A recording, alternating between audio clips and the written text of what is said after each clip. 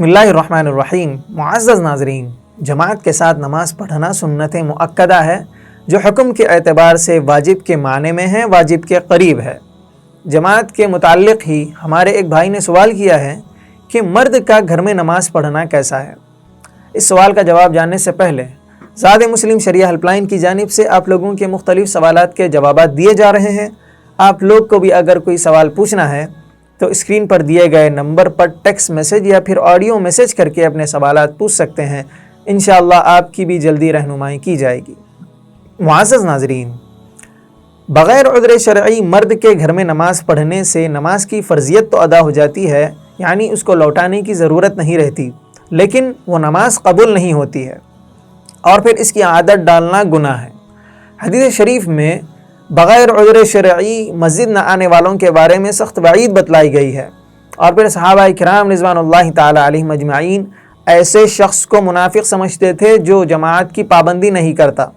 चुनांचे अबू दाऊद शरीफ जिल्द नंबर 1 सफ़ा नंबर 80 में आप अलैहिस्सलातु वस्सलाम इरशाद फरमाते हैं कि मेरा दिल चाहता है कि मैं नौजवानों को हुक्म दूँ कि वो लकड़ियाँ और ईंधन जमा करें और फिर मैं नमाज को कायम करूँ और ऐसे लोगों के घरों को जाऊं जो जमात में शरीक नहीं होते और फिर उनके घरों को जला डालूं।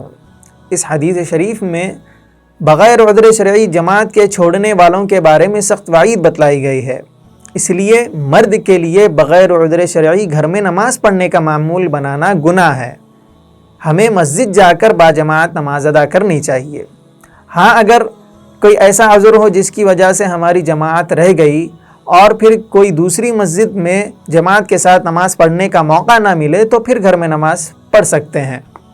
मुअज़्ज़ज़ नाज़रीन, शरीयत में कुछ ऐसे उज़्र बतलाए गए हैं जिनकी बिना पर हम जमात को छोड़ सकते हैं, जैसा कि कोई शख्स सख्त बीमारी में मुब्तला हो या उसके हाथ पैर कटे हों, फालिज ज़दा शख्स हो, जालिम के जुल्म के अंदेशे से रोपोश शख्स हो, यानी जालिम के जुल्म के अंदेशे से वो अपने घर में छुपा हुआ हो, बुढ़ापे की वजह से चलने फिरने में वो शख्स आजिज़ हो, या सतर के छुपाने के बक़दर हमारे पास कपड़ा मौजूद ना हो, बहुत तेज़ बारिश हो रही हो या फिर बहुत तेज़ और बहुत सख्त सर्दी हो, मस्जिद जाने तक माल और असबाब के चोरी हो जाने का अंदेशा हो, मस्जिद जाने में किसी दुश्मन के मिल जाने का खौफ हो, सख्त तारीकी हो और रास्ता दिखाई ना देता हो, या बहुत सख्त आंधी हो, कोई ऐसा बीमार हो कि उसकी तीमारदारी के लिए हमारा रुकना ज़रूरी हो,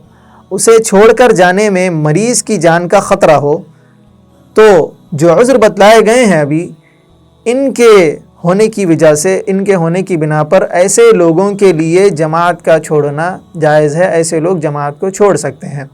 अल्लाह रब्बुल इज़्ज़त हम तमाम को अमल की तौफ़ीक़ अता फ़रमाए। आमीन या रब्बल आलमीन।